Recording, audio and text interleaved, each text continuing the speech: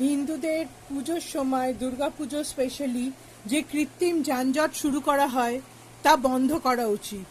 সব সময় রাস্তা পরিষ্কার রাখতে হবে।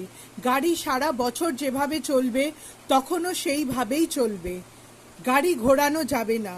রাস্তায় নামাজ পড়েও রাস্তা বন্ধ করা চলবে না। ভাসানের সময় যে আস্তে আস্তে গাড়ি যায়, এর ফলে রাস্তা বন্ধ হয়ে যায় প্রায়, সেভাবে গাড়ি চলাচল বন্ধ করতে হবে। গাড়ি নর্মাল স্পিডে যাবে। যে কোনো মানুষ যদি এই সময় অসুস্থ হয়ে যায়, ডাক্তারের কাছে যেতে হয়, তবে তার দায়িত্ব কে নেবে তার কিছু হয়ে গেলে?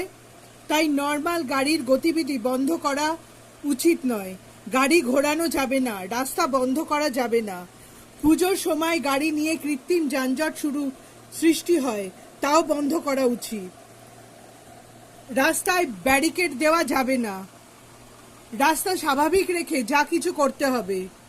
রোজার সময় যে রাস্তায় দোকান তৈরি হয়, রাস্তা বন্ধ করে দেওয়া হয়, তাও চলবে না। রাস্তার ধারে খুব সরু করে দোকান দিতে হবে, নয়তো গড়ের মাঠে গিয়ে দোকান দেওয়া হোক। কখনোই কোনো কারণে রাস্তা বন্ধ করা উচিত নয়। সেই সময় যে কোনো মানুষ অসুস্থ হতে পারে, তার সমস্যা হতে পারে, সব কিছু মাথায় রাখা উচিত। মেছুয়াতে যে 12 মাস রাস্তা বন্ধ, তাও পরিষ্কার করতে হবে। রাস্তা চলাচলের জন্য, দোকান দেওয়ার জন্য নয়।